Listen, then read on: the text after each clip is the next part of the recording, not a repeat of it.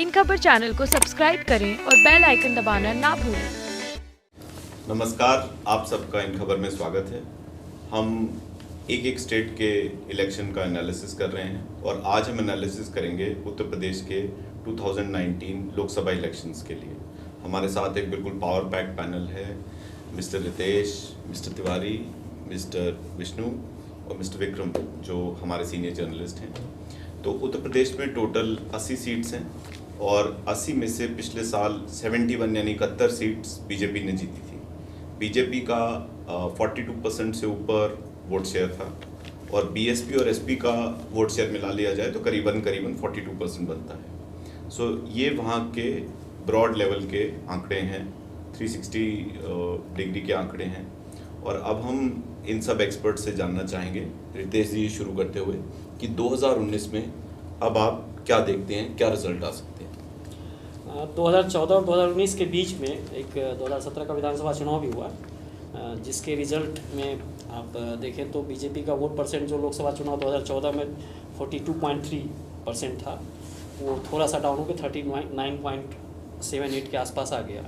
और बीएसपी और एसपी जो 2014 के चुनाव में अकेले लड़े थे और 2017 में भी अकेले लड़े, उन दोनों का वोट शेयर मिला के लोकसभा चुनाव 2014 में जो 42.8 के आसपास जा रहा था, 41.8 और बीजेपी 42.3, वो 2017 के चुनाव में 44 के आसपास आ रहा है। अगर दोनों को सिंपल अर्थमेटिक्स से कैलकुलेट करें तो इलेक्शन और वोटिंग में वो सिंपल अर्थमेटिक्स काम नहीं करते, अलायंस बनने में भी और टूटने में भी। फिर भी अब चूंकि इस बार ये दोनों साथ हैं और इनके साथ में अजीत सिंह की जो राष्ट्रीय लोकदल है, जिसका पश्चिमी उत्तर प्रदेश में ठीक ठाक प्रभाव है और काफ़ी सीटें ऐसी हैं जहां उनके साथ होने से असर पड़ सकता है, वो भी इनके साथ हैं इस बार। मिनिमम बीजेपी को कितनी सीट्स देंगे आप? मिनिमम बीजेपी को मैं इस समय जो देश में माहौल है और जो 2014 का माहौल था, उस दोनों में अंतर है। मोदी जी की लोकप्रियता भाजपा समर्थकों में और बढ़ी है। जो भाजपा के समर्थक थे, जिन लोगों ने 2014 में उनको वोट किया, वो और ज़्यादा कट्टर तरीके से उनके समर्थक बने हैं। तो वो उनके पीछे से नहीं हटेंगे, वो उनके पक्ष में वोट करेंगे। मोदी जी ने कई कल्याणकारी योजनाएं चलाई, चाहे वो जला योजना हो या इस तरह की योजना हो। मिनिमम कितनी सीट्स देंगे? मिनिमम सीट्स मिनिमम सीट्स मैं यूपी में बीजेपी को 25 से 35 के बीच का दूँ। और बीएसपी एसपी को 40 से 50 के बीच। 40 से 50 के बीच, गुड, दोनों मिलकर। तिवारी जी, आपका क्या एनालिसिस है? मेरा एनालिसिस ये है कि बीजेपी अराउंड 40 रहेगी और उसी के आसपास गठबंधन को रहना चाहिए। जो 1-2 सीटों का डिफरेंस आ रहा है, बस सवाल सिर्फ इतना है कि कांग्रेस 2 या 4, इससे ज़्यादा नहीं है। तो जो एसपी बीएसपी और ज़्यादा सीटें ले आ सकती थी, 50 के पास जा सकती थी। सिर्फ दिक्कत हो रही है उसे कांग्रेस की वजह से। जो शुरू में अनुमान लगाया गया था कि कांग्रेस की वजह से शायद बीजेपी को ज़्यादा नुकसान होगा, वो गठबंधन को ज़्यादा नुकसान होगा। तो last year 71 seats, last Lok Sabha election में 71 सीट्स, 73 + 2, हाँ +2, बट 71 बीजेपी का सीट्स था। तो अब अगर आप 71 से 40 दे रहे होंगे या 45 भी दे रहे हैं? 45 नहीं दे रहा हूँ, बिलो 40, बिलो 40, 30, बिटवीन 35 एंड 40। तो अगर आप 40 भी दे रहे हैं तो 31 सीट्स डाउन होंगी, बिल्कुल। विच मीन्स कि अगर 272 में बाकी सेम रखा जाए, मेरे ख्याल 273 सीट्स थी उनकी, तो there will be 30 to 40 seats shorter in the national election. बिल्कुल वो शॉर्टर होने जा रहा है और मैं ज़्यादा दूर नहीं जाना चाहता। फर्स्ट फेज और सेकंड फेज, जो पश्चिमी उत्तर प्रदेश बीजेपी का एक तरह से गढ़ बन गया था, सिर्फ जो जिनमें फर्स्ट फेज में चुनाव होने जा रहा है 8 पे, उनमें कैराना लोकसभा उपचुनाव सिर्फ बीजेपी हारी थी, वो भी बाई इलेक्शन, अदरवाइज 8 उनके कब्जे में थी। और इधर भी जो सेकंड फेज में होने जा रहा है, वो 8 भी उन्हीं के कब्जे में थी। तो यहीं पर वो लूज करने जा रहे हैं कई सीटें। तो इसी से अंदाजा लगाया जा सकता है कि वो किस तरह से लूज करेंगे, 50-50 पे आएंगे। विष्णु जी, आपका क्या एनालिसिस है? सर, मैं वैसे तो प्रेडिक्ट नहीं करता, लेकिन जो ये अनुमान लगा रहे हैं वो मैं शुरुआत के दौर में लगा रहा था, जब तक कि गठबंधन नहीं हो रहा है कांग्रेस से। लग रहा था कि कांग्रेस नहीं होगा, लेकिन जिस तरह से कांग्रेस ने प्रियंका गांधी को उतार के एकदम तेजी ली, तो मुझे लगता है कि जो इनका अनुमान था वो तब तक मेरे हिसाब से साबित हो सकता था सही, जब तक कि प्रियंका गांधी एकदम जोर पे नहीं आ रही थी। अब जिस तरह से इमरान मसूद का ही लीजिए, एकदम तब लग रहा था कि सहारनपुर में वो क्या करेगा। जितने ज़्यादा इमरान मसूद वहाँ पे सहारनपुर में तेज़ी से आया, इंदिरा गांधी प्रियंका गांधी का उसने रोड शो कराया, उसके बाद उन्हें परशुराम की मूर्ति सौंपी और वहाँ की जो लोकल लिख रहे थे, कुछ दोस्त थे मेरे वहाँ, जो फेसबुक पे कुछ मुस्लिम भी है उनमें, जिस तरह से पहले वो इमरान मसूद को कम आंक रहे थे, अब वो कह रहे हैं कि इसका नुकसान ये होगा कि वोट कटेगा गठबंधन का, उसका सीधा फायदा बीजेपी को मिल सकता है। चलिए, तो जितना कांग्रेस मजबूत होगी और वो सीटें उसकी 71 से कम होनी है, लेकिन जितना मिनिमम कितनी देंगे मिनिमम? नहीं, वैसे मैं सर प्रेडिक्शन में से ज़्यादा पे लगाता मतलब मिनिमम मैं आपको प्रेडिक्ट करने नहीं, तो मैं- कम से कम 40 मिलेंगी बीजेपी, 40 से ऊपर, 40 से नीचे, ऊपर ही मिलनी चाहिए। ऊपर में। और बीएसपी एसपी 30 मार्क क्रॉस करेंगे? कर कर भी सकते सकते हैं, कर भी सकते हैं, 30 क्रॉस कर सकते कर सकते हैं। हैं। विक्रम जी, आपका क्या एनालिसिस है? I would say जो the BJP will get somewhere around 30 to 35. 30 to 35। There is no wave this time. और एसपी बीएसपी कितनी करेंगे seat? It should do well. Almost 35, I think. But फिर तो आप करीबन 15-20 सीटें दूसरे को दे रहे हैं। आपको लग रहा है कि कांग्रेस डबल डिजिट्स कर see, पाएगी? I'm not very sure about- systematic वही लगा रहे हैं अर्थमेटिक के वो परसेंटेज, अगर हम परसेंटेज से लगाएं तो मायावती 20% लेती है और एक सीट नहीं आती है, वो 42% पे 71% लाते हैं। हाँ, और अगर हम गठबंधन की बात करते हैं तो पिछली बार के गठबंधन की जाइए, जब 93 में इनका गठबंधन हुआ था तो कितनी सीटें थी दोनों की मिला के विधानसभा में, लोकसभा में तो हुआ नहीं था गठबंधन, दोनों की मिला के विधानसभा में 175 सीटें आई, तो बीजेपी हाँ, की लेकिन 177 सीटें अगर आई। आप स्टैटिस्टिकली देखें हाँ।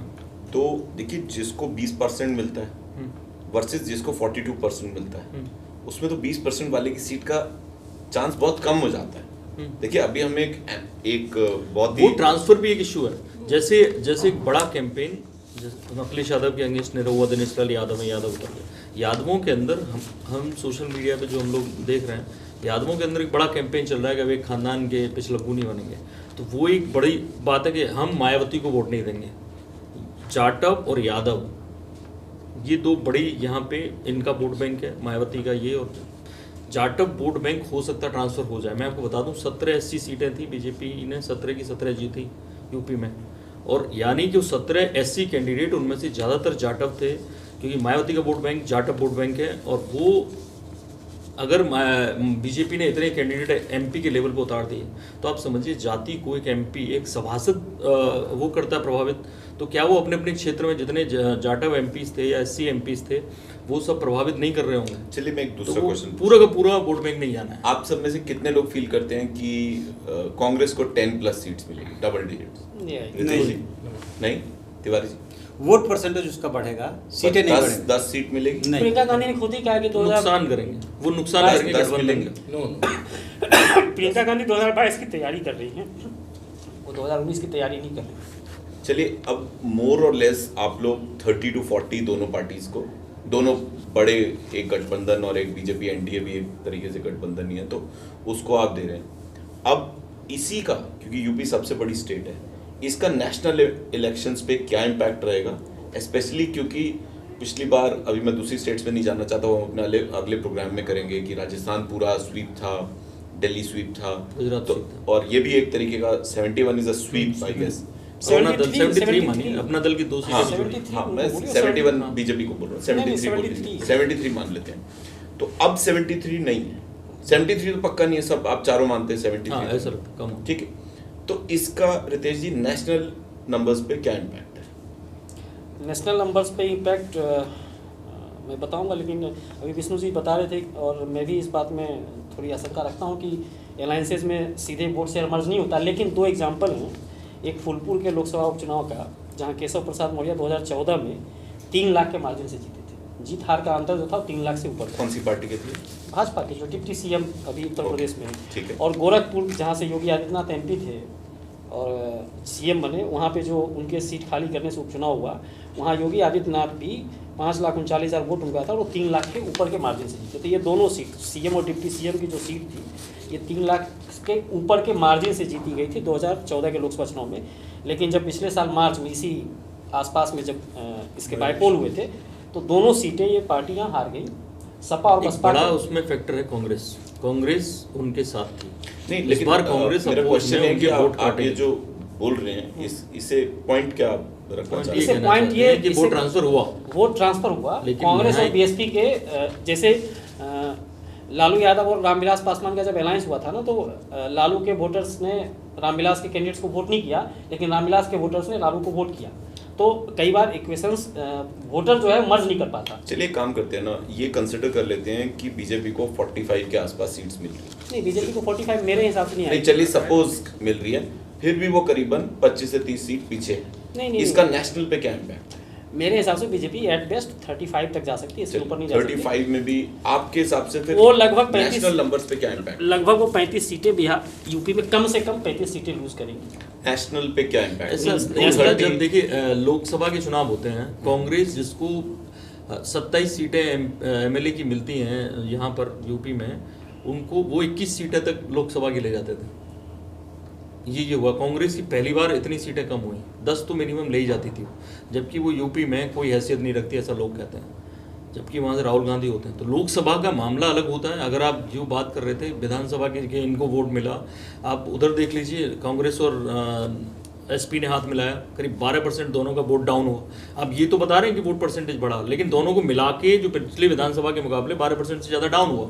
मायावती का 4% डाउन हुआ। आप लोकसभा से बढ़ा रहे हैं, लेकिन पिछली विधानसभा से देख रहे हैं। मैं इस डिस्कशन को थोड़ा सा स्टॉप करना चाहूंगा, क्योंकि ये पॉइंट मतलब वोट ट्रांसफर एक बड़ा इशू। हाँ, ये वोट इनका और ट्रांसफर नहीं आपका कर पॉइंट ऑफ व्यू शायद मैच नहीं कर रहा। हाँ। इस पे हम एग्री टू डिसएग्री कर लेते हैं।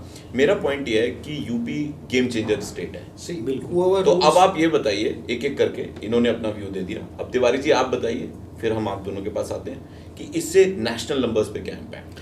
नेशनल नंबर्स पे सबसे बड़ा इम्पैक्ट जो पड़ने जा रहा है कि यूपी वो स्टेट है जो दिल्ली का रास्ता देता है। अब मान लीजिए कि बीजेपी अभी 73 थी सहयोगी दल के साथ, अपना दल के साथ, और वो घट करके 40 में मैक्सिमम दे 40 पे आ जाती है, तो ये इधर ही 32 सीट्स आपकी कम हो जा रही है। और लोकसभा के चुनाव में एक स्टेट से 32 स्टेट्स आप सीट्स यदि आप लूज कर रहे हैं, तो बगल के फिर देखना पड़ेगा कि दिल्ली में क्या हो रहा है, हरियाणा में क्या हो रहा है, राजस्थान में क्या हो रहा है, मध्य प्रदेश में क्या हो रहा है, गुजरात में क्या हो रहा है, जहाँ पे कि एकदम आप क्लीन स्वीप एक तरह से किए थे, वहाँ पे भी फर्क पड़ना है। वहाँ पे भी 2014 वाली स्थिति नहीं रहनी है। तो मैं यदि मान के चलो कि 50 सीटें ही आपकी कम हो रही है, तो जो एनडीए की स्ट्रेंथ 334 या 335 थी, वो यदि 300 या पौने 300 के आसपास आ जाती है, तो स्वाभाविक है कि बीजेपी की अपनी सीटें बहुत ज़्यादा कम हो जाएंगी। 282 से ये पता चला कि 250 तक आके सिमट जा रहे हैं, 240 तक आके सिमट जा रहे हैं। ठीक है, विष्णु जी। मुझे लगता है कि 40, 45 से 35 चीज भी आंकड़े बोल रहे हैं, ये तब भी बोले जाते थे जब 73 आ रही थी, तब भी कोई 73 नहीं सोच रहा था कि 73 आने वाली है। बिल्कुल ठीक। तो अभी भी ये, और वो ये क्योंकि क्या होता है, हम लोग ऐसे ही बस बोलते रहते हैं, पिछली बार क्या हुआ क्या नहीं हुआ। जमीन पे जाके हम और तिवारी जी जेवर की एक मुस्लिम बस्ती में गए, वहाँ भारी कन्फ्यूजन था कि किसको वोट देंगे। उन्हें मालूम ही नहीं है गठबंधन में कांग्रेस लड़ रही है, जो मुस्लिम बस्ती नॉर्मल लोग हैं जिन्हें ज़्यादा पढ़े लिखे नहीं हैं, और उनसे पूछा गया तो वो राहुल गांधी को वोट देने की बात कर रहे थे। वो वहाँ अरविंद सिंह जो कांग्रेस से खड़ा हुआ है गौतम बुद्ध नगर से, उसको वोट देने की बात कर रहे थे। बहुत कम लोग थे जो मायावती की बात कर रहे थे। सतवीर नागर उन्होंने कैंडिडेट कमजोर उतारा, कई बार मायावती के कैंडिडेट कई कमजोर हैं।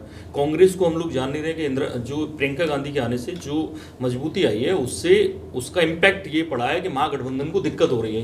ये जमीन के असर नहीं हो रहा है। तो वो जो 40 बोल रहे हैं वो 60 भी जा सकते हैं, बट ऐसा 73 जा सकती है, 73 नहीं जा सकती, ये तो लगता है। 65 प्लस 60 तो जा सकते हैं, ये मुझे लगता है। फिर भी 15 सीटें कम रही। हाँ, और वो उसके लिए बंगाल और उड़ीसा जो जहाँ भी है, मुझे लगता है वो इसलिए मेहनत उधर कर रहे हैं। हाँ, इतनी सारी ये मेहनत। भी एक बड़ा इंपॉर्टेंट ये पॉइंट बड़ा है है। कि विक्रम जी जब आपका पॉइंट ऑफ व्यू ले लेंगे फिर मैं इस क्वेश्चन पे आऊंगा। इस पे आप बताइए। Whoever rules Delhi needs UP in the pockets, as he correctly said. But this is a postpone setup which is going to come into play, because whatever the Mahagabandhan says, looks at it nationally, apart from two leaders who come out very strongly in favor of Rahul Gandhi, there's nobody who's saying Rahul Gandhi will be PM. So in this anti-BJP coalition, if the BJP comes to less than, let's say, 30 seats, I said, if it's less than 40, the BJP loses the numbers, but it can still cook up a coalition. नहीं, कोalition नहीं, but देखिए एक 272 number पार करके सरकार बनाने का मतलब भी कुछ और है। हाँ। ठीक है ना, वो कॉन्फिडेंस ही कुछ और है। वो तो बहुत साल से इंडिया में नहीं हुआ। अब जो बीजेपी की विक्ट्री है, मेरे ख्याल इंदिरा गांधी की डेथ के बाद जो इलेक्शंस हुए थे तभी हुआ था, उसके बाद तो कभी, उसके बाद अब हुआ। But that's what I'm saying. It's like scoring 6 sixes in an over. That happened in 2014. That's not going to happen this time. तो उससे नेशनल पे भी इम्पैक्ट पड़ेगा। बिल्कुल पड़ेगा। तो मेरा नेक्स्ट क्वेश्चन, आखिरी क्वेश्चन ये है, तो इतनी बड़ी सीट्स अगर हम लूज कर रहे हैं, इवन विष्णु जी भी का भी माने तो 15-20 सीट तो पीछे हैं ही पिछली बार से, तो मोदी जी यूपी में इतना जोर क्यों नहीं लगा रहे? रितेश जी। यूपी में इसलिए जोर नहीं लगा रहे हैं क्योंकि उनको मतलब भी उनकी कम रैलीज ये जो कैलकुलेटर पे हम लोगों ने कैलकुलेट करके ये 3 पेज का प्रिंट निकाला है यूपी की 80 सीटों का, ये प्रिंटर और कैलकुलेटर उनके दफ्तरों में, उनके रणनीतिकार के पास भी हैं और उनको मालूम है कि वो चाहे जितनी भी बात कर लें, जाति नहीं धर्म नहीं, वैसे चुनाव प्रचार जब से शुरू हुआ है धर्म तो हो ही रहा है।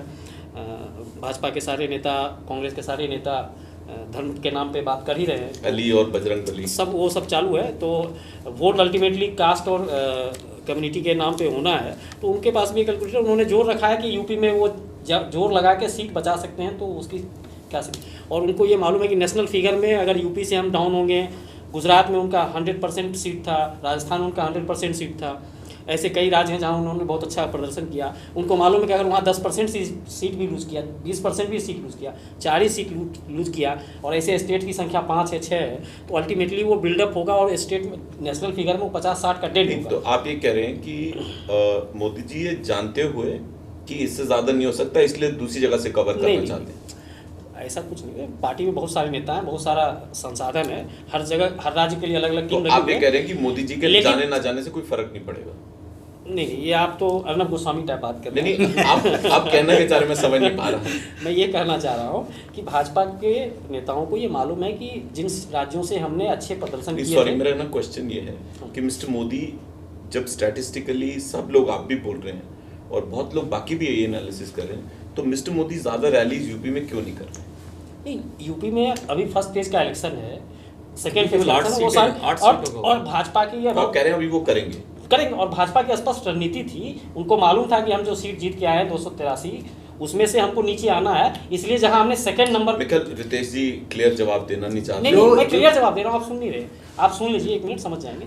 भाजपा ने अपना प्लान ही बनाया था कि जिन सीटों पे वो नंबर 2 पे रही उनको वहाँ जोर लगाना है। बंगाल की सीटें, उड़ीसा की सीटें और जिन राज्यों की हम बात करें जहाँ बीजेपी का इसमें फोकस है। स्टैटिस्टिकली आप समझिए ना, वहाँ का इम्पैक्ट नहीं है। देखिए आप स्टैटिस्टिकली देखिए। नहीं, बंगाल में वो नंबर बढ़ाने जा रहे हैं। बंगाल में ये अनुमान है कि वो नंबर चाहे कुछ भी हो जाए उतना इम्पैक्ट नहीं आ सकता। 2-4 सीट आगे पीछे हो जाएगी बंगाल में। अगर 5 सीट भी बढ़ी तो किसी राज्य की भरपाई तो होगी। किसी राज्य से अगर कोई 5 सीट का नुकसान हो रहा है तो उसकी भरपाई। आप ये कहना चाहते हैं कि मोदी जी वहां से भरपाई करने के लिए वहां ज्यादा जोर लगा रहे हैं? इज दैट वो आप पॉइंट? जहां वो नंबर 2 पे थे वहां उनको संभावना दिख रही है कि वो उसको नंबर 1 में कन्वर्ट कर सकते हैं, इसलिए वो उन राज्यों में जोर लगा रहे हैं। कोई बात नहीं, और दूसरा और दूसरा उड़ीसा और तेलंगाना, आंध्र प्रदेश में वो जो मुख्य विपक्षी दल है उस पर वो तिवारी जी के पास तीखे हमले नहीं कर रहे हैं, क्योंकि जहाँ तक मुझे जानकारी है, बीजेपी ने जो स्ट्रेटजी बनाई है वो मोदी की सभा इस तरह से लगाई जा रही है कि 5 लोकसभा क्षेत्र कवर करें। तो अभी जो उन्होंने मेरठ में रैली की थी, 5 लोकसभा क्षेत्र उन्होंने कवर किया और इसी हिसाब से वो बैलेंस अब की बार रैली करने जा रहे हैं। जहाँ तक बात उठ रही है कोस्टल स्टेट्स की, 2 राज्यों को छोड़ दीजिए, उड़ीसा और पश्चिम बंगाल, जहाँ पे पहले से वो बेटर करने जा रहे हैं। तो ना तेलंगाना में कुछ होने जा रहा है, ना आंध्र प्रदेश में होने जा रहा है, ना तमिलनाडु में होने जा रहा है। वहाँ पे कोई क्रांति नहीं होने जा रही है, सिवाय कि 1-2 सीटों का फर्क पड़ जाएगा, 2-4 सीटों का फर्क पड़ जाएगा। तमिलनाडु को सहयोगी मिलने जा रहा है। सहयोगी मिल गया है तो भी वो लड़ ही रहे हैं शायद 5 सीटों पे। रजनीकांत दूसरे सहयोगी के तौर उससे बहुत ज़्यादा फर्क नहीं पड़ना। यूपी की भरपाई, पहले ये सोचा जाए कि यूपी की भरपाई, और यदि झारखंड में भी नुकसान होने जा रहा है, बिहार को अभी मैं वहीं पे मान रहा हूँ, जहाँ पे थे 31 थे तो 28 हो जाएंगे, ऐसा मान के चल रहा हूँ। यूपी की भरपाई ये दोनों राज्य मिलकर के नहीं कर पाएंगे। इनको यदि अपनी सीटें घटती है तो फिर इनको एनडीए पे डिपेंड होना पड़ेगा। एक और आपको इंटरेस्टिंग बात बताना चाहता हूँ। उससे पहले एक क्वेश्चन आपसे, अगर आप मोदी जी के सलाहकार होते तो आप कहते कि ज़्यादा रैलीज करें यूपी में? मोदी जी के मुझसे बहुत होशियार सलाहकार है, मेरी सलाह थोड़े वो माने। फिर भी अगर आजकल ज्यादा रैली से भी बहुत फर्क नहीं पड़ता, क्योंकि सबके मैसेज जो है वो इतना, पहले क्या था, नए थे मोदी, वहाँ तो इतने सोशल मीडिया नहीं थी, शुरुआत हो रही थी, तो एक चीज मैं दोनों बातें अपनी कंप्लीट कर लूँ। मैं ये कह रहा था कि 2014 से 2019 की तुलना कृपया न की जाए। तब मोदी का जो सेलिब्रिटी वाला जो इमेज बना रखा था, इवन पत्रकारों के बीच में जो 5 साल तक अपने पार्टी कार्यालय में वो दावत दे करके और सेल्फी खिंचवाते रहे, पत्रकार ऐसे पीछे पीछे घूमते रहे जैसे कि छोटे बच्चे, वो वाली अब स्थिति नहीं है। अभी आ गए हैं हिंदुत्व और राष्ट्रवाद पे, क्योंकि जान रहे हैं कि जो आपने काम किया है वो ज़मीन पे उस तरह से नहीं उतर पाया या काम नहीं किया है। तो पहली चीज़ तो वो चीज़ हम भूल जाएं कि 2014 और 2019 में 5 साल का अंतर है, गंगा में बहुत पानी बह चुका है। दूसरी चीज़ क्या है कि जब हिंदुत्व और राष्ट्रवाद पे ही रहना है तो देखिए कि यदि मोदी के बाद सबसे ज़्यादा किसी की सभा लग रही है तो वो योगी की लग रही है। यस, करेक्ट, ठीक है। तो उस पर ये 5 राज्यों के चुनाव में 3 राज्यों में भी इन लोगों ने ये फार्मूला, और जो मीडिया की कवरेज भी है, हाँ, वो मिस्टर मोदी के बाद मिस्टर योगी की ही है, योगी की ही है, और कोई उनका स्टार परफॉर्मर मीडिया में भी नहीं नहीं है। नहीं, वो उसकी रोज वजह भी स्टेटमेंट्स भी मिस्टर मोदी और मिस्टर योगी चैनल्स की में है। पिछले साल भी होता था कि अगर आपने मोदी का भाषण काट दिया, चल रहा है और आपने काट दिया, तो तब तो मोदी सरकार में नहीं था, कोई दबाव नहीं था किसी के ऊपर, मीडिया के ऊपर कोई दबाव में नहीं था। आज जो दावे किए जाते हैं, होता ये था कि टीआरपी कम हो जाती थी, ये बड़ी वजह है। योगी भी स्टार प्रचारक इसी वजह से है कि योगी के इंटरव्यूज आप यूट्यूब में उठा के हाँ, ये देखिए, point चलते अच्छा हैं, point, व्यूज बहुत देते अच्छा हैं, point। वो वजह है। ना तो ऐसा केशव मौर्य कोई ऐसा माहौल क्रिएट कर पाए अपने तो बारे उसकी वजह में, ना वही दिनेश है, शर्मा कर उनकी पाए, छवि हिंदुत्व हाँ। की है। कैसी भी, अब वो वजह कोई भी हाँ, हो। वजह कोई भी हो, आप ये लेकिन- खाली एक हिंदुत्व पे नहीं जोड़ सकते हैं। मेरे ख्याल से कानून व्यवस्था एक बड़ा नहीं, पॉइंट है। नहीं तो ऐसा योगी ने कुछ उत्तर प्रदेश में कमाल भी नहीं कर दिया कि कानून Encounter- व्यवस्था, नहीं, लेकिन आपने हम- देखी, कानून हम- व्यवस्था बहुत सुधर गई। देखिए, कानून ये व्यवस्था डिस्कशन बहुत हम सुधर स्टैटिस्टिकल रखेंगे। हाँ। मेरा कहने का मतलब ये है कि जो उनके कोर इन्फ्लुएंसर्स हैं, विक्रम जी के पास में आ जाता गई। हूँ। मेरी एक बात अधूरी रह गई हाँ। थी। फर्स्ट फेज में ही नागपुर में चुनाव होने जा रहा है, जो गडकरी का क्षेत्र है। करेक्ट। वहाँ पे आप देखेंगे, एनालिसिस करेंगे तो तमाम जो ये चैनल्स और जो बड़े पत्रकार हैं वहाँ उनका जमावड़ा लगा हुआ है। मैं इसको सिंबॉलिक रूप से देख रहा हूँ कि नागपुर में फर्स्ट फेज में चुनाव, वो तो चुनाव आयोग को डिसाइड करना है, लेकिन सबका जमावड़ा लगा हुआ है। नागपुर आरएसएस का केंद्र भी है, गडकरी को दूसरे रूप में देखा भी जा रहा है कि यदि सीटें कम रह गई तो चुनाव पहले बात कुछ और कही जाती है, और चुनाव के बाद जो है संख्या बल पे सब कुछ डिपेंड करता है। लेकिन विक्रम जी, आप ये बताइए कि एक तो मिस्टर मोदी क्यों नहीं रैली कर रहे यूपी में उतनी जितना स्टैटिस्टिकल इम्पैक्ट दिख रहा है, और दूसरा 2 ही स्टार कैंपेनर्स क्यों दिख रहे हैं बीजेपी की तरफ से? No, the BJP has always had only 2 star campaigners. It has not believed in 8 people speaking in a rally. It only has 2 big, standout points, which is right now it is Modi and. नहीं, लेकिन सुषमा स्वराज हैं, Rajnath Singh But हैं, they have pockets of but influence, उन- not in UP. हाँ, नहीं, UP में BJP UP की अध्यक्ष बात नहीं अमित शाह कर भी काफी रहा। रैली अगर करते हम मीडिया कवरेज देखें और सोशल मीडिया इन्फ्लुएंस भी देखेंगे। देखें तो यही 2 लीडर सबसे आगे दिख रहे हैं। यूपी में 7-8 चरण में चुनाव है, ये भी एक बड़ी वजह है। इसलिए अलग Also, अलग also the party wants to show itself as one leader, right? One leader and the party president. That's one wish that the BJP wants to show again. But see, the point which is being missed in all of this is, what is the ground situation in UP and how is the voter going to reflect that in the election? Jobs have been lost, demonetization.